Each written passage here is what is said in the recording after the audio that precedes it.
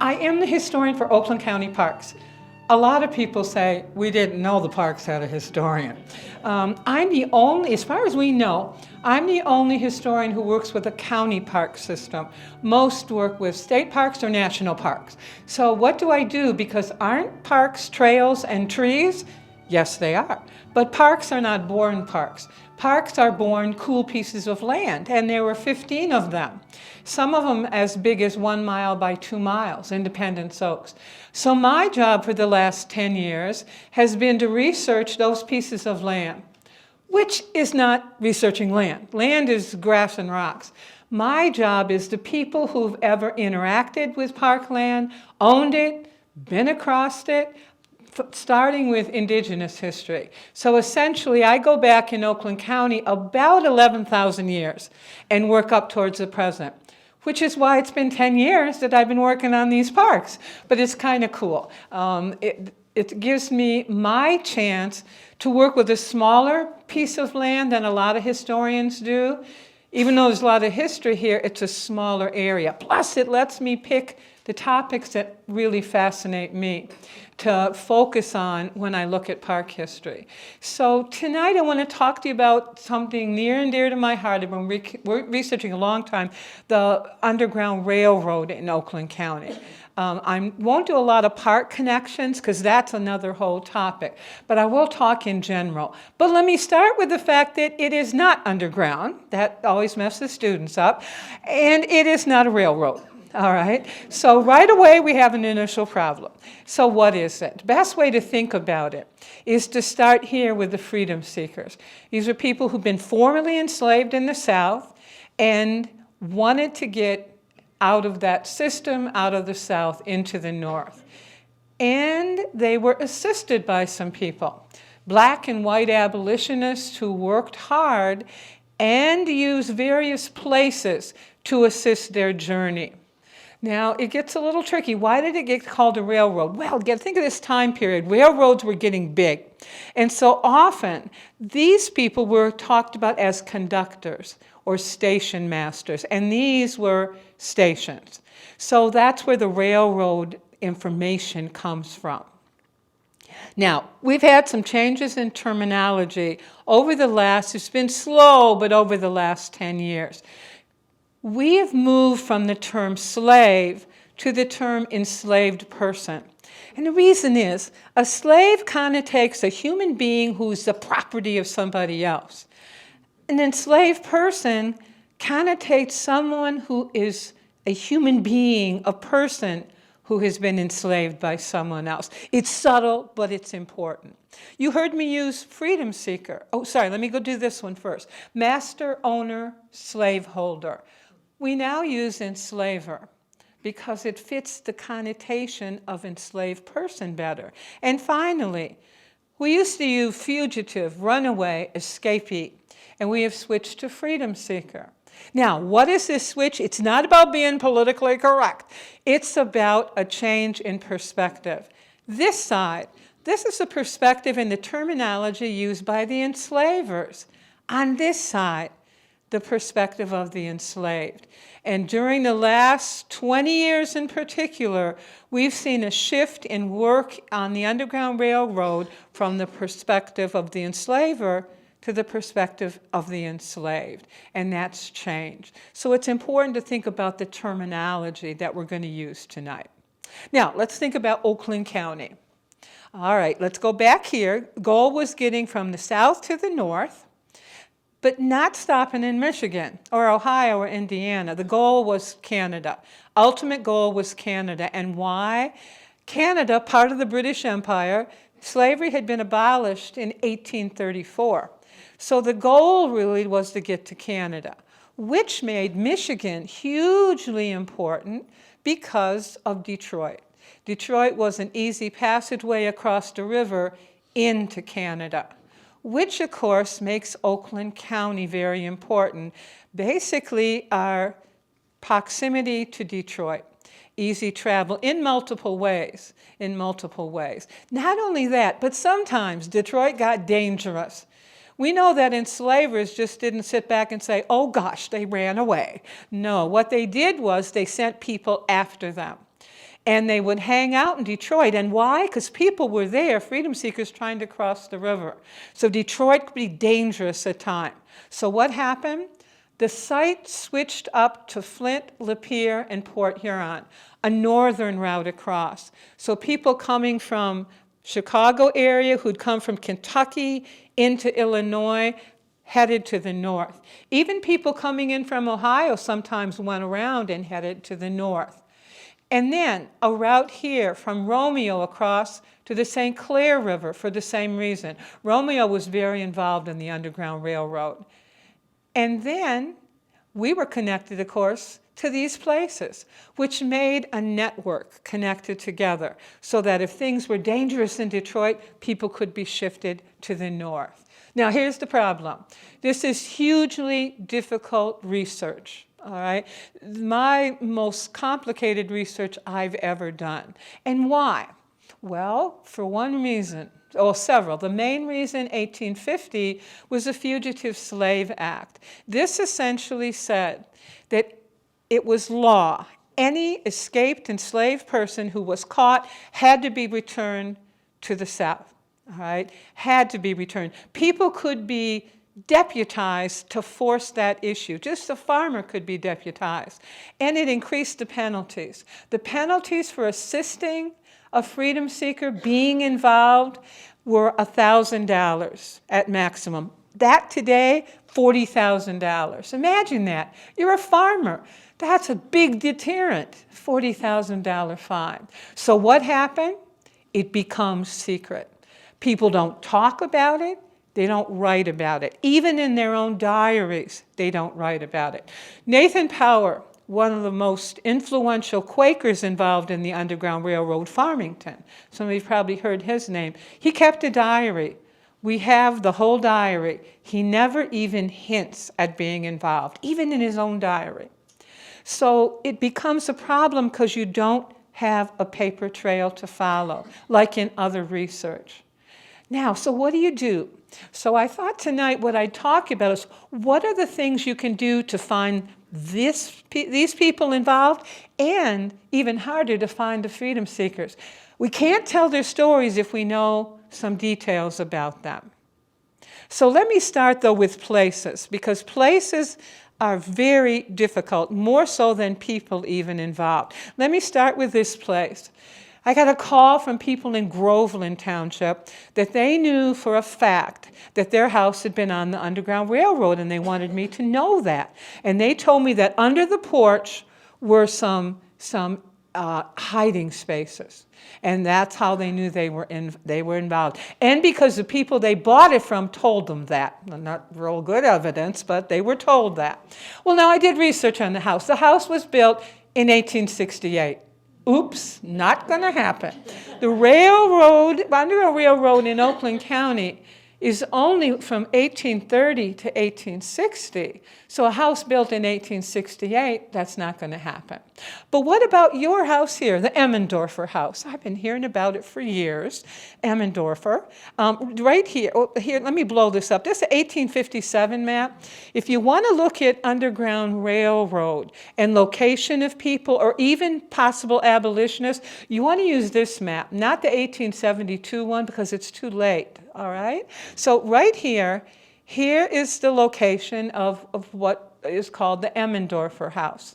Now, it has a historical marker that says, believed to have provided shelter for runaway slaves. Operative word that I'm glad they have is believed. At least they didn't say it was, all right? The words likely, probably, believed to be. Leave that edge that maybe we don't have the proof we need to.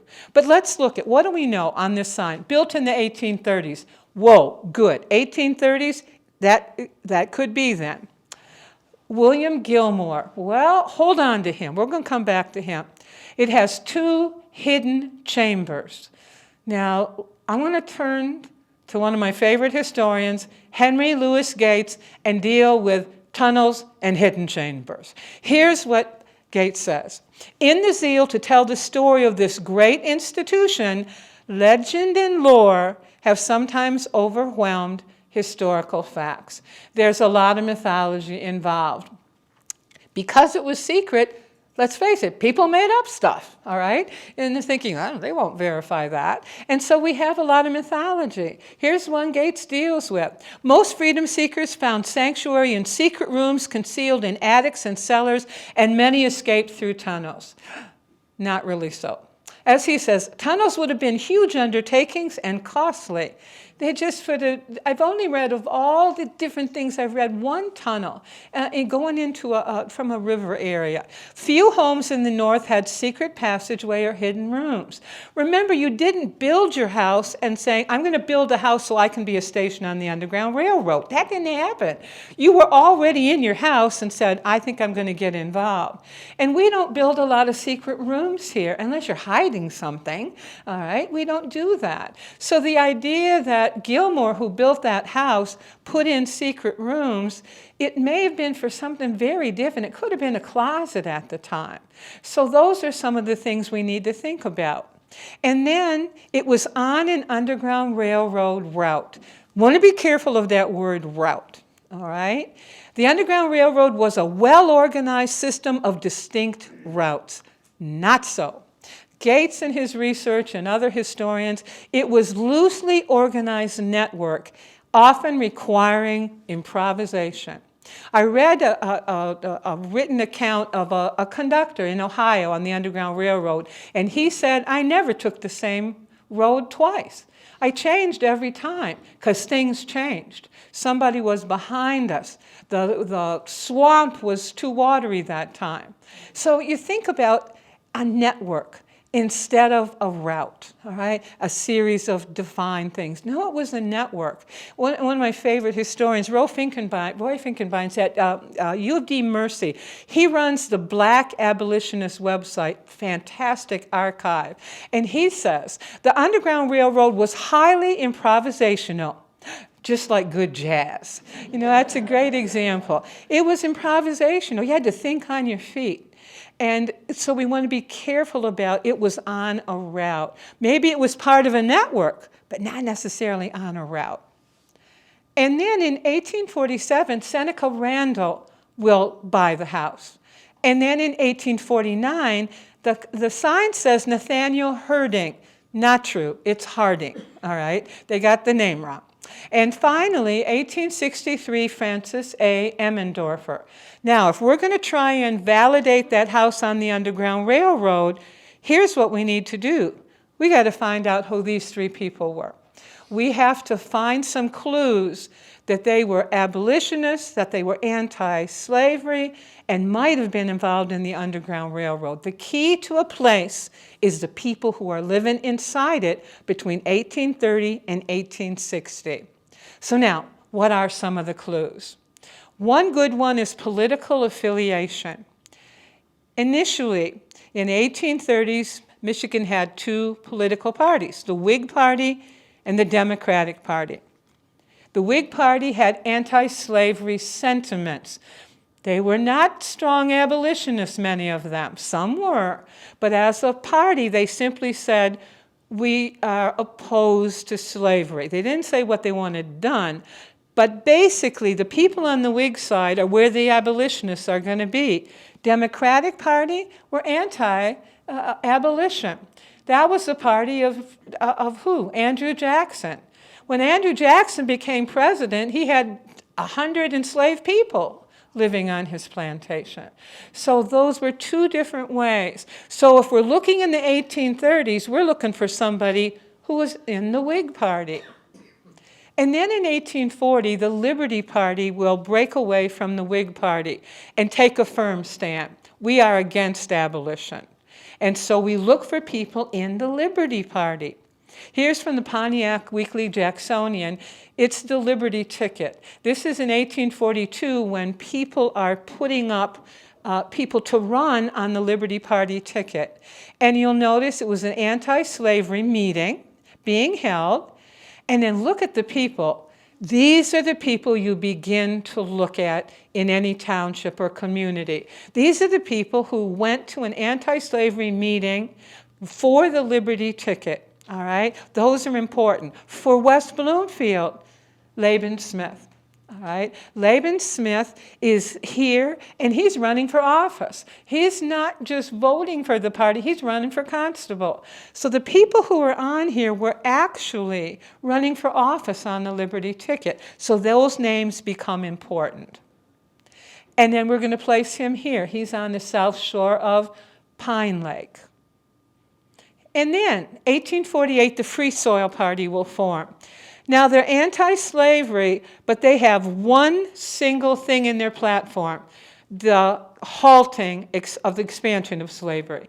They said, you know what, it's getting so complicated, let's just say this, we got to stop the expansion. So it was a little different than the Liberty Party. It had some people who'd been Whigs, a few people from Liberty Party, and then some new folks. So now we want to look at the Free Soil Party, and look who's on the list of running for Oakland County Treasurer for that party ticket, William Gilmore. So that's one of the things we put aside and say, wait a minute, that's on the side where he could have been involved in the Underground Railroad. He clearly had abolition tendencies. Now, 1854, what will happen? All three parties will join together and form the Republican Party, an abolitionist party. It'll happen in Jackson, Michigan, although there's some other people who don't think that's true. It was Jackson. Don't let those Indiana people or those Ohio people tell you different. Now, who was one of the main voices there? Moses Wisner. Pontiac, some of you know the Wisner home. He became governor, strong abolitionist. He was there at that particular meeting. So now we want to look at who were the Republicans that were involved. Right here is the Republicans of the Township of West Bloomfield.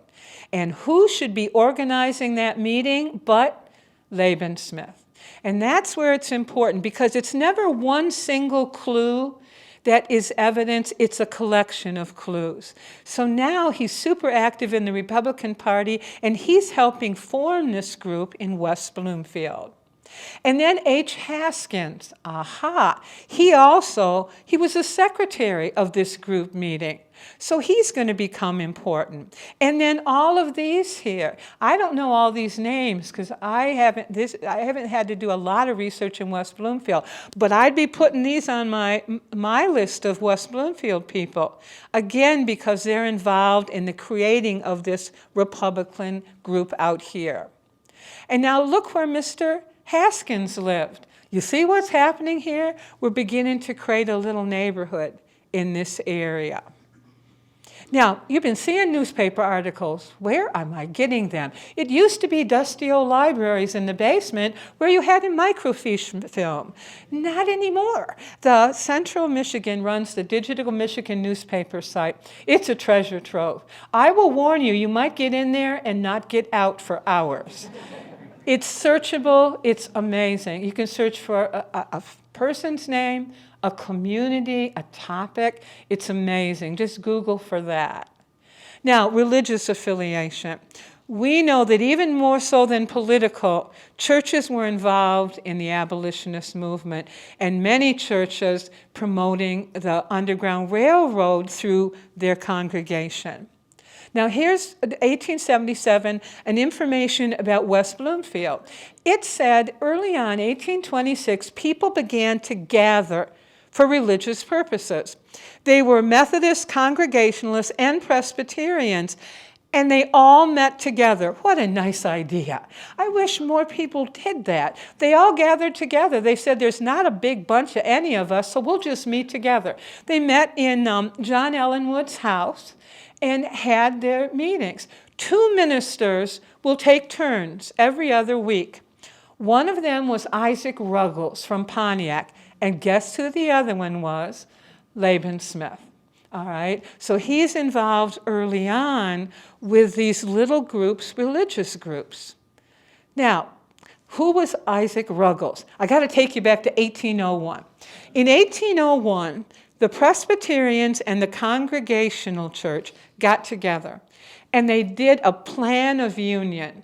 And what they said was, we're going to share space, share religious services, and work together because our doctrines are very similar. Now, over time, the Presbyterians will not take an official stand against slavery initially. Now, some of their ministers in Michigan do, and they figure, I'm out here in what was then very rural Michigan, I can say what I want. But on the whole, nationally, the church didn't, but the Congregationalists did. So by 1840, these churches split apart. But initially in our communities, most of the churches who were Presbyterian had congregational members there. Why is that important? Because Reverend Isaac Ruggles started in Oakland County both Presbyterian and congregational churches. You can see some of them here, starting with Farmington, Rochester, Romeo, Pontiac, and White Lake.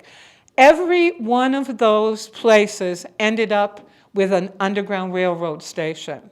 And I am suspecting Reverend Ruggles, all right? I'm convinced because wherever he went, even in Lapeer County, people end up connected to the Underground Railroad. Here's something important. When Michigan decided to have its own anti-slavery society and convention, one of the main people there was Isaac Ruggles. So clearly he was an abolitionist, clearly he was involved. Now, why is that important, too? In 1833, under the leadership of Reverend Isaac Ruggles, a church organization was effected in West Bloomfield. Now, remember in the 20s, the little groups were meeting together at Ellenwood's house. Now, Reverend Ruggles comes in and says, you know what, it's time to form a church here, all right? So he gets together a church. And guess where he holds the services? In the Emmendorfer house, Gilmore's house. I think that's how the rumor, even if it's true or not, got started about that house. The connection with Ruggles and that house and Gilmore. So we'll have to look more into that. But it gives another piece of that house's history. Now, he was a Methodist Protestant minister, not Ruggles, but Laban Smith. In the Signal of Liberty, that was the main newspaper for the abolitionist cause. It was published in Ann Arbor. I found some notes on the left side of the minutes of a meeting of the Methodist Protestants. And then I found that it had been put in the Signal of Liberty, which is all the anti-slavery news. And what did it say?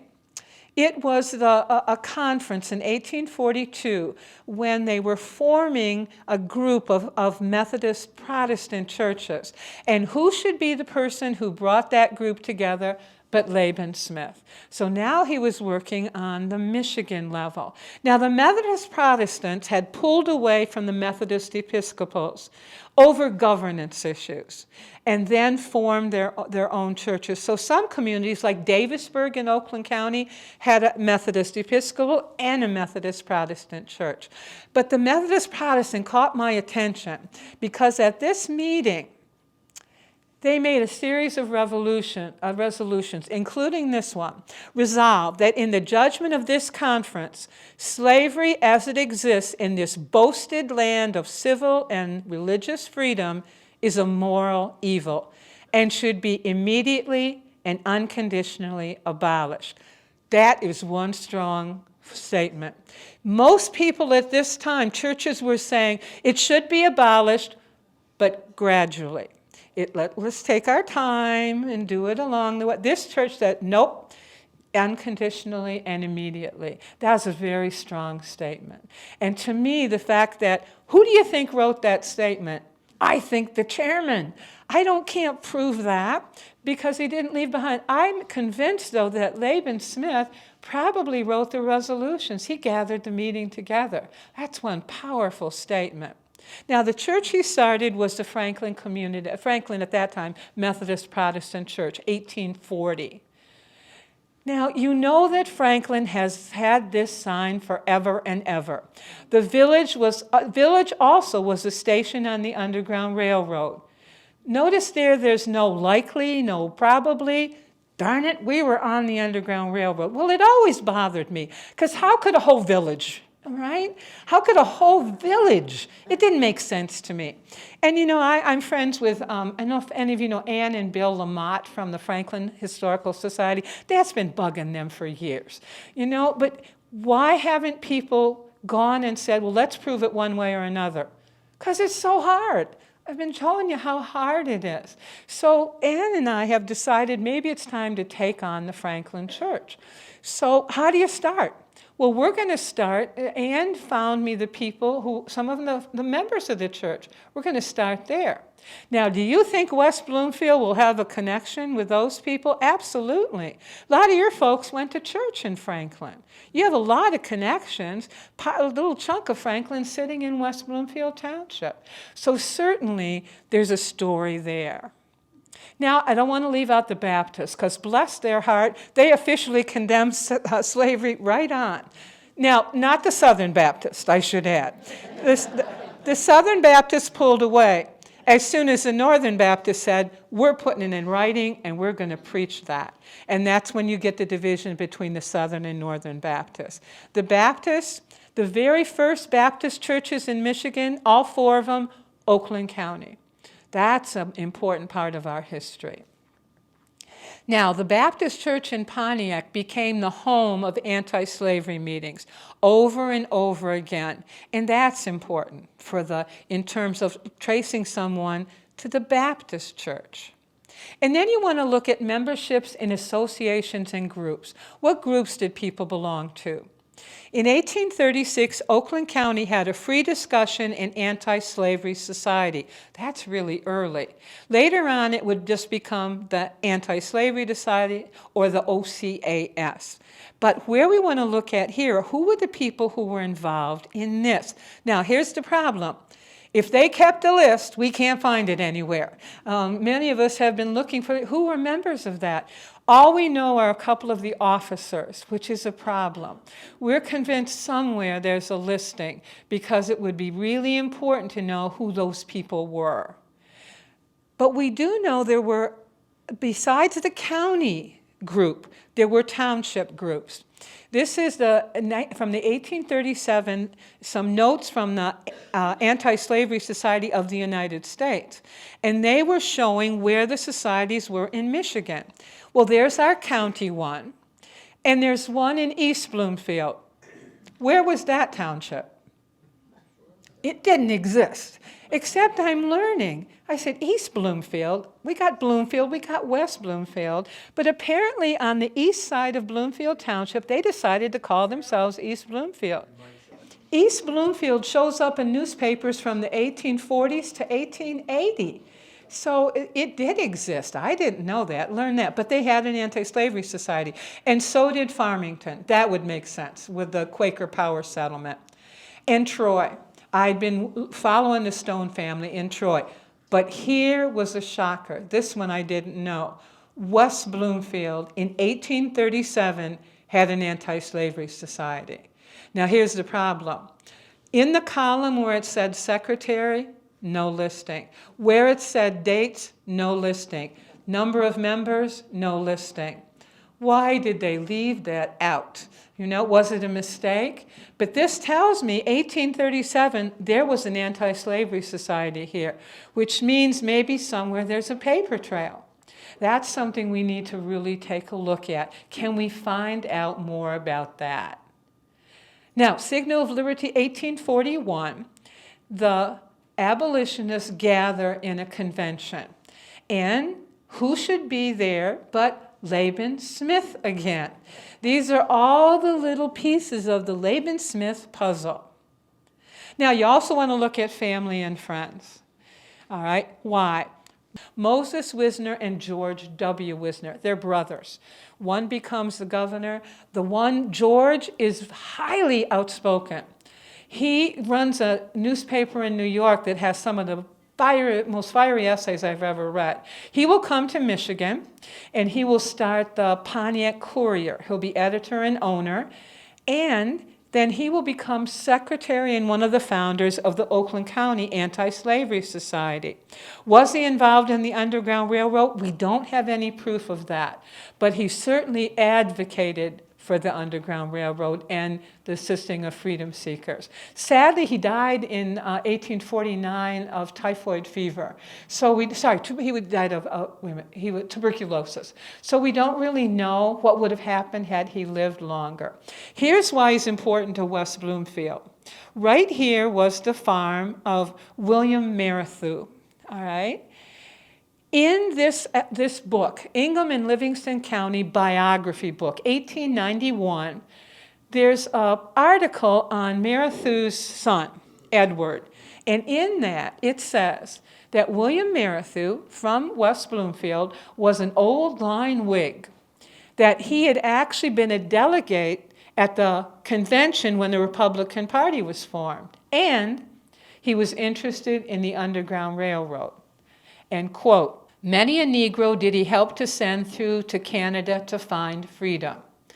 Now, there is no other anything about that anywhere else we can find. But it's enough for us to ask questions about that. Was that true? Now, here's what catches my attention. He was interested in the Underground Railroad. He doesn't say he was active in it. And he said he helped send people through to Canada to find freedom. Think about that. Were there other ways you could help without being a conductor? Yeah, some subtle ways. Let's say that your neighbor you know is sheltering freedom seekers, and you know they're there. And it's 1858, and you just decide to be quiet and maybe take some food over there. You're not a station master, but you're assisting. We know that sometimes people assisted with money, getting money to the abolitionist group in Detroit that was so functioning so well. So we don't know, but he's worth doing more investigating. So now we've got these clues that we can look at on the abolitionist side. Now comes the tricky part. How do we find the stories of the freedom seekers themselves? My research has centered on the freedom seekers and in Pontiac. Right now I've identified about 14 people buried in Oak Hill Cemetery, 12 of them in unmarked graves that I'm convinced are freedom seekers. So that's been my research. But I'm going to show you what you use to find freedom seekers. First, let me begin with this chart. This is African American population between 1840 and 1870.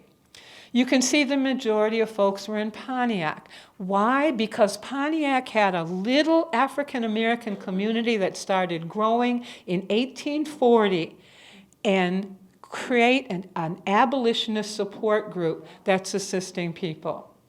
Now, notice West Bloomfield. You have 8 in 1940, 0 in 1850, 1 in 1860, and then 17.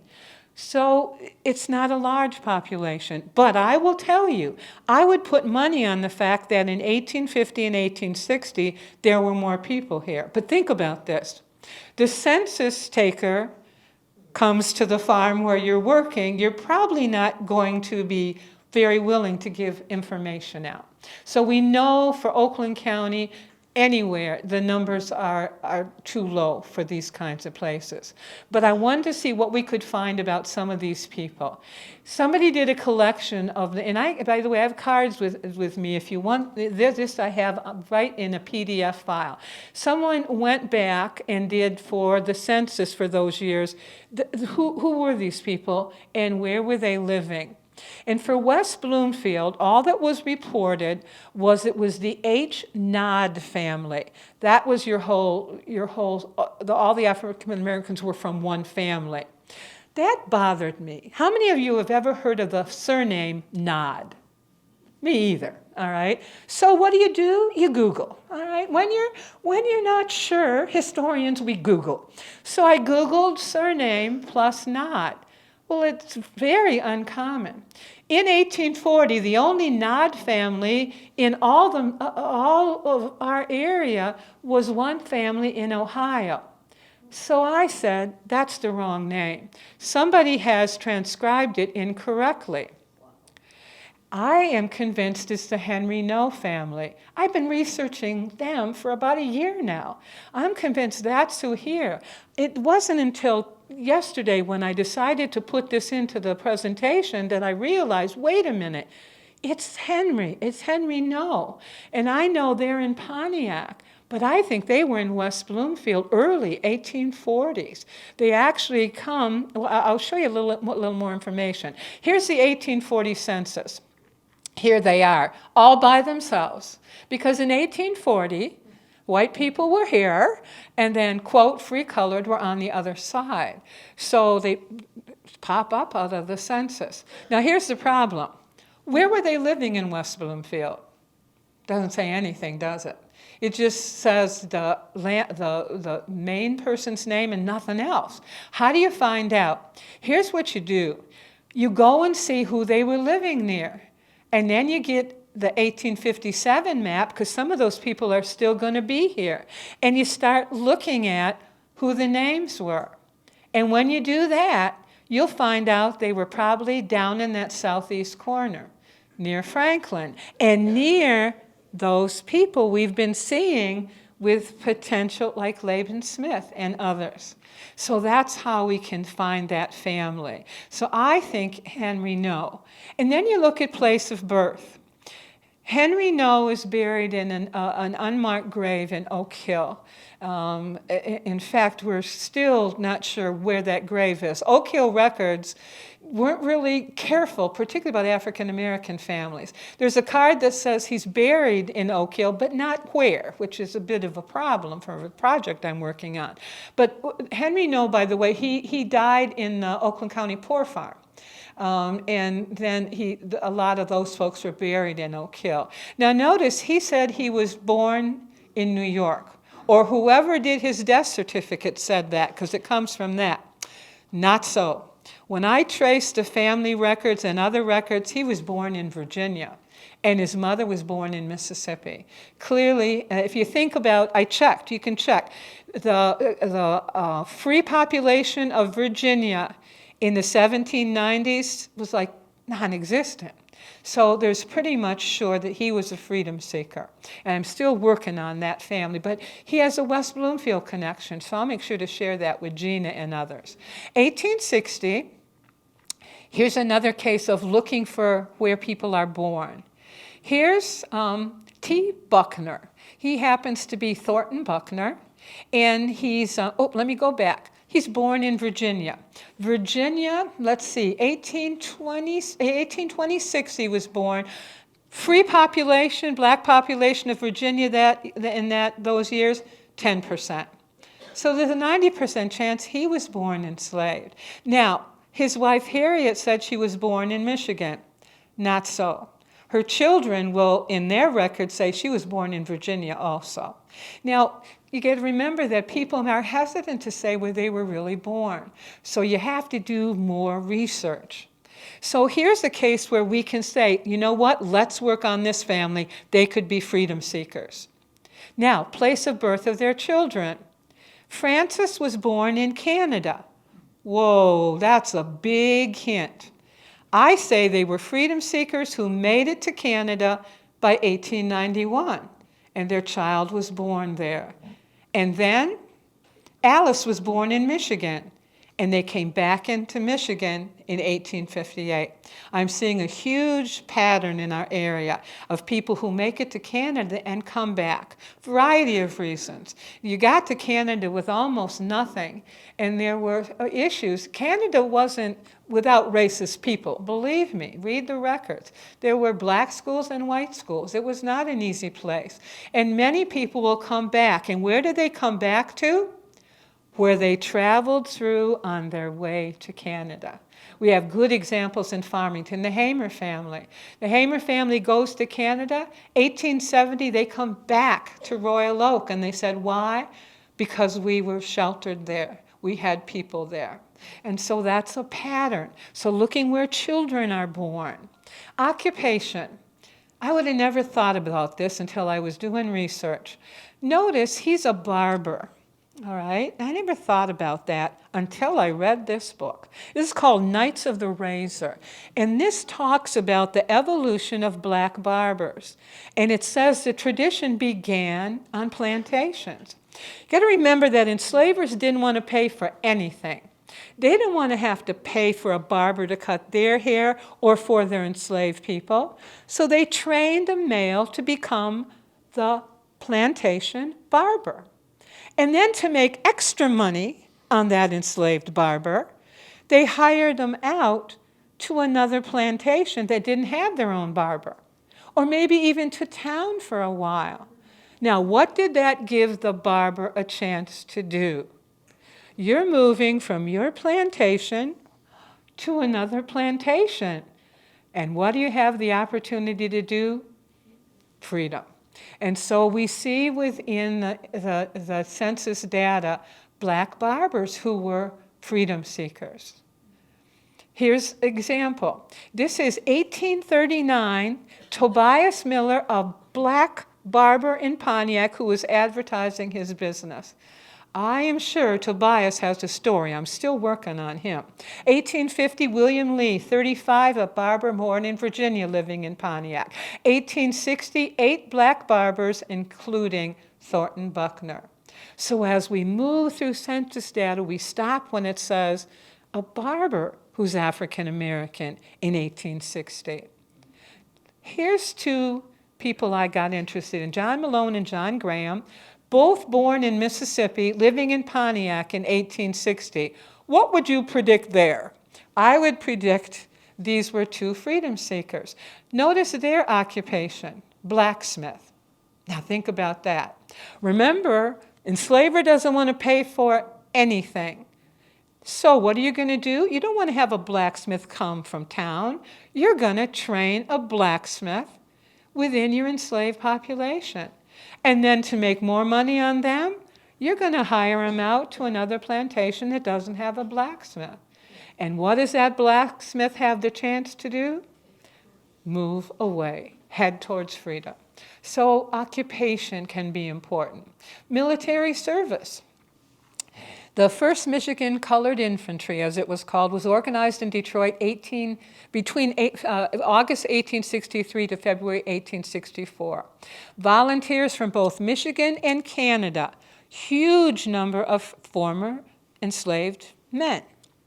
Oakland County has a huge group within there that enlisted. That will become the 102nd United States Colored Troops, so it will change. So you got to watch for either one of those. There's Oakland County soldiers there. And one of them has West Bloomfield connections. James Walton is buried here, Grand Rapids, the Grand Rapids Soldiers Home Cemetery. Grand Rapids had a soldiers home, and I just got the papers from there about when he went to live in, he was old, he was ill, and he will go when he's in his 80s to the soldiers home and spend his last few years there. Now here's the cool thing. In his enlistment papers, online it says he enlisted in Detroit, and he was from Detroit. Not true. He enlisted in Detroit, but he was from West Bloomfield. He was living in West Bloomfield in 1863. We know that he came from Macon County, Kentucky. I'm convinced he's a freedom seeker because there's some other things within his file. I'm researching now Macon County enslavers.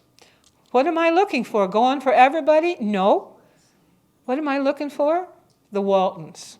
Because remember, in many cases, an African American enslaved person was given the name of the enslaver.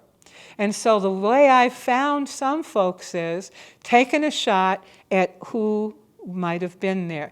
I have 3 Waltons who owned enslaved people in Macon County, Kentucky, when he would have been born and living there, and I've pretty much narrowed it down to 1. I won't share that tonight until I'm pretty darn sure, but I think I'm going to find him on a plantation. Here's the cool thing. Neil Hepburn, I hope a bunch of you know him. Neil has done work on Walton, and he's got some cool things. We're going to work together. He was missing the marriage certificate for Walton and Mary Ann Riley. I found it last week. So we're going to team together on finding more about, because he's got lots of history here. And then you want to look for newspaper articles. Believe it or not, there are a few, and obituaries. Henry Taylor. Henry Taylor, 1886, sadly committed suicide.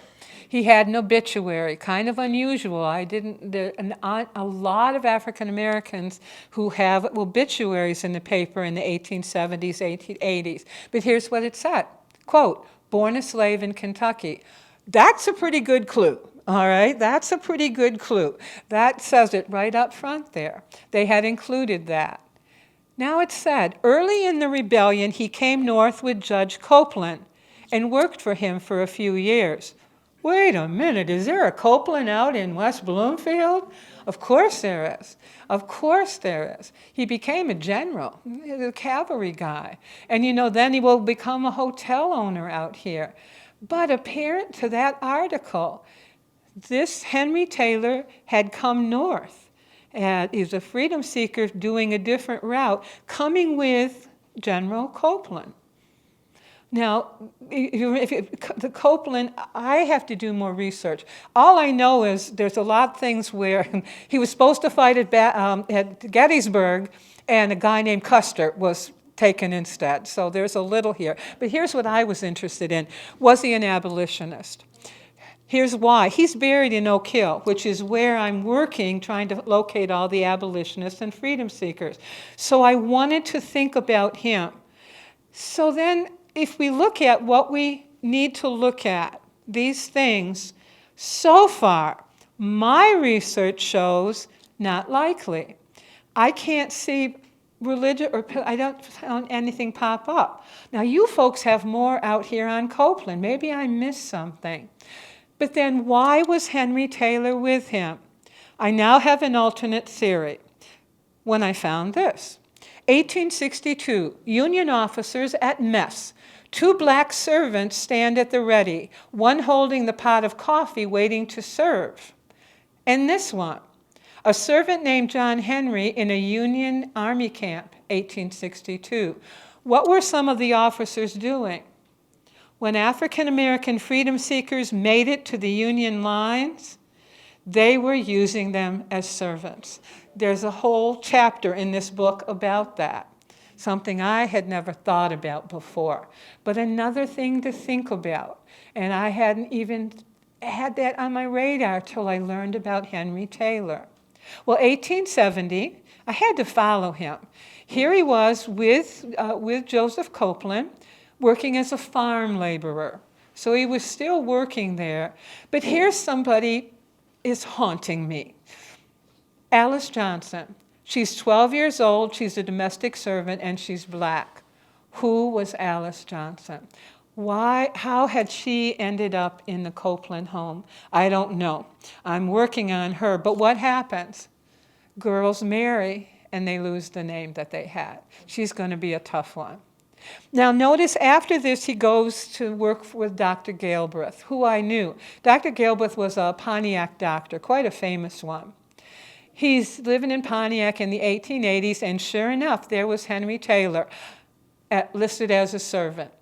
So poor Henry Taylor, pretty much his whole life went from being enslaved to farm laborer to servant. And then he will commit suicide in 1886. I have no idea why. Newspaper didn't say why. I just love the gory details of what happened to him. But we'll probably never know. But he has a West Bloomfield connection. Here's where he's buried, once again in an unmarked grave. And finally, there are a very few autobiographies of freedom seekers. And I'd been looking for one that would connect to Michigan. And that led me to the story of Mary Parker. Here's her grave. She's in Block 4, grave 138. I have a card that says that she has no gravestone. She was born enslaved in Wood County, Virginia. And her son, bless his heart, wrote an 8-page autobiography that was published in the around the 1880s. And that was amazing because it started like this. I was born in Western Virginia in the year 1835 and lived there as a slave of Benjamin Cooper. Wow, I said this when I found it. This is clearly a freedom seeker. I even know the enslaver. That's going to save me time. And it's Western Virginia. But it got better. Here in Pontiac, I formed acquaintance with Elder Warren. Wait, I said, this is a freedom seeker who made it to my hometown. This is the area I'm researching. So this is going to be quite a story. Well, I had to find him in Pontiac. Could I find Henry Parker there? 1860. Oh, the Pontiac census is horrendous, by the way. Many an eyeball has gone to death for the Pontiac census. But here was Henry. And here, a Mrs. born this had to be Henry, even though it's a common name. Here was Mrs. Parker, and here were 2 young females. Wait, I said, this must be his mother and sisters. And then the autobiography said, I would take my mother and sisters and find a home where we would be free. They had broken the pattern. 80% of the freedom seekers were young black males. And you can understand that, how difficult it was. This family had gone together. Very few instances of that. Now I had to find Benjamin Cooper. Ah, yes. And luckily, God bless the internet. You know, the old days of being a historian, I probably wouldn't have survived. You know, now because this stuff is online. Here's Pioneer, and here was the Benjamin Cooper. It even told me where his small plantation was, right here in Wood County where the Tigert Creek met the Little Kanawha River. So now, this family I was researching, I knew right where they were from. And then, next record I found. Benjamin Cooper married a Virginia Langfit in 1839. I said, oh, interesting, put that aside, interesting little tidbit, but wait till you see how that tidbit helped me. 1840, the census. White people here and enslavers, enslaved people on the other side. Right here, Benjamin Cooper, who had just one enslaved person on his farm, under 10. That was Henry Parker. It was one of the first times I could find an enslaved person and feel confident I saw them on a census record. 1850, now the census, the enslaved people are listed with their owner. There's 2 censuses. Here's the Wood County one. Here was Benjamin Cooper and his family. And in the household was Kanzada Langfit. Now, if I hadn't found that marriage record, I wouldn't know that that's his mother-in-law. She'll be important in a minute. Here's the 1850 slave schedule. Over here, Benjamin Cooper, and one enslaved male, age 14. All right? Look at no name, nothing. Talk about being somebody's property. You don't even have your name there. But I know that that's Henry Parker because that would have been his age then. Here was the problem. Where were his mother and his sisters? Where were they enslaved? Because they went together. They couldn't have been too far. And then I went further into the census and listed underneath Benjamin Cooper was Kanzada Langfit, who just happened to have enslaved 3 females that matched the ages of Mary, Anna, and Martha Parker. If I hadn't found that other piece of information, I would have never known that. So that was amazing. So now I had found the family. And then Henry said it was October 22nd, 1859. Well, he actually said the 4th Saturday. I had to get an 1859 calendar to figure it out. But I did, again, Googling. And he said they crossed the Ohio River. Now, what did that mean? That meant they had to get there into Ohio. And That was their place. So they had to cross the Ohio there. So they probably went up the Little Kanawha River. Now, he doesn't say that. You have to read between the lines, but that would have been the logical way. Now they have to get across the Ohio. The Ohio is no shrinky-dink river. It's hugely wide. So how did they get across? Well, they crossed at night, and there were a lot of boats on the Ohio River, and a few of them were owned and run by abolitionist captains who ferried freedom seekers over. And my guess is that's how. He never mentions that, but that's the way he got across the Ohio, I'm sure. Once they're over there, he talks about having to cross 2 more rivers, Big Hocking and the Little Hocking. Now think about that. No boat there. How do you get across? And enslaved people hadn't been taught to swim. I mean, the water was fearful. And think about this. So how did he do it? He explains it. He waded across. He took his mother and waded across with her on his shoulders, and then he went back and forth until he had all 3 of them on the other side. It's hard to imagine that. And remember, you're in a place you're not even sure where you're at. And then he talks about how the Langford and Cooper had sent people after them, and they were pretty sure they had dogs with them. All right, so now they're trying to keep ahead of them. And he talks about being hidden in a wagon, always traveling, he said, at nighttime. And then he talks about being hidden in barns, in a hayloft in a barn. And then slowly they make their way across Ohio. The only town he mentions is Putnam, which was big in the Underground Railroad. But he mentions how cold it is, the frost. And he talks about the winds and the fog one morning. And then they make it into Michigan, all the way to Franklin. That's where they stop, which is incredible. He actually mentions that. And he mentions where they stayed, the William German Farm. So they stay on the farm, not for a night. They stay there throughout the rest of winter time. Now, where was the farm? It's right here on the border of West Bloomfield and Farmington. In fact, his brother's farm is in West Bloomfield. So the German family was connected to West Bloomfield and Farmington and to the village of Franklin because he mentions it. So here's my question. Was William German, can we consider him involved in the Underground Railroad? You got to think about that. He doesn't just keep them for one night.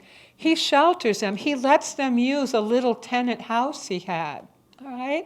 So my guess is, I think we can safely say he likely was involved. All right? This was 1860. And believe me, 1860, the people in the South knew pretty much Civil War was going to happen. It was their last chance to get their enslaved people back.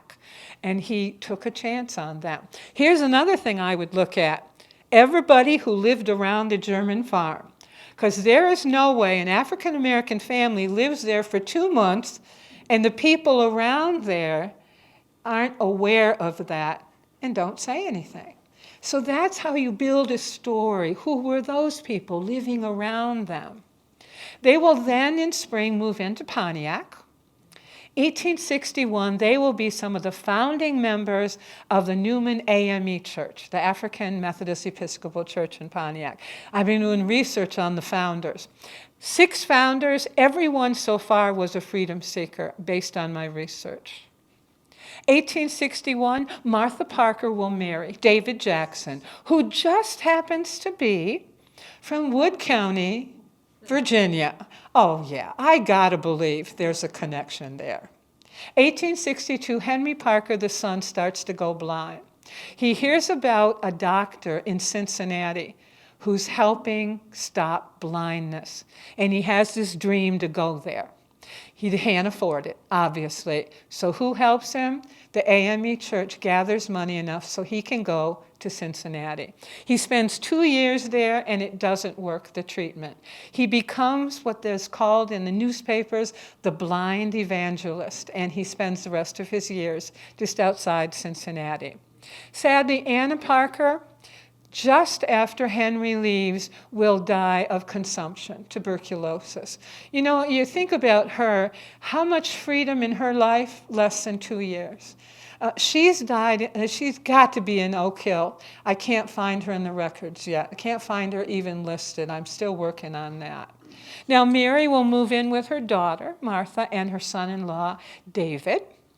They probably lived in a house like this. These were common in Pontiac at that time period. It's not there anymore. But I had to find out where it was. I traced the address. It's a field here on Wesson Street. 1885, David Jackson will die of typhoid fever. He's the only African American I found in our area who had not one but 2 obituaries, and everything about him makes him seem like he was an amazing human being. He's buried in Oak Hill, here in an unmarked grave. Now, Martha and Mary will continue to live together. Martha, the daughter, will have to take in laundry. You know, not many options for an African-American woman around 1900 now. And so she's taking in laundry. Mary will die in 1903 at the age of 94. Think what she experienced in her lifetime. It's utterly amazing to think what she was gone through and what she saw and experienced in her lifetime. Cause of death, the flu, influenza. And of course, I showed you in the beginning, she's buried here in Block 4.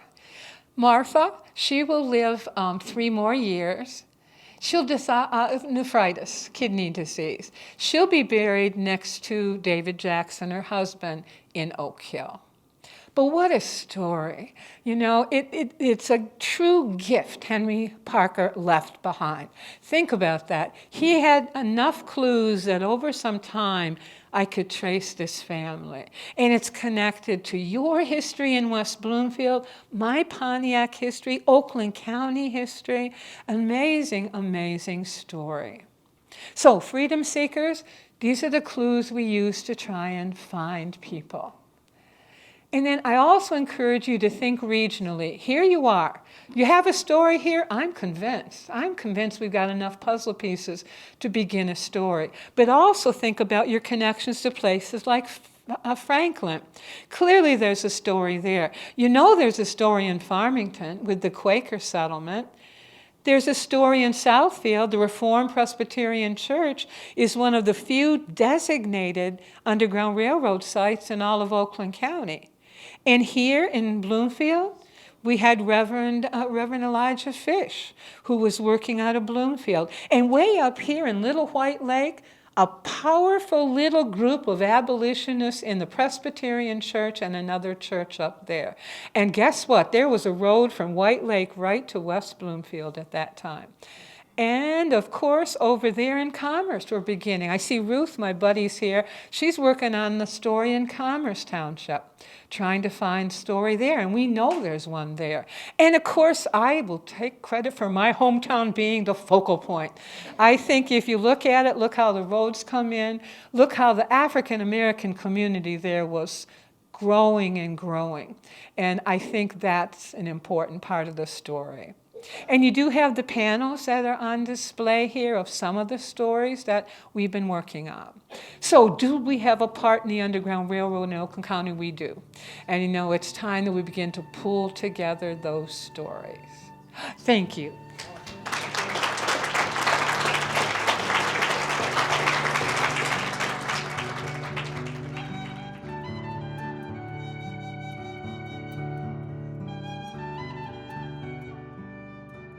Other questions? Yeah, I have a question. I'm not familiar. Where's Oak Hill? Oh, Oak Hill Cemetery is in Pontiac on University. It's that very old cemetery.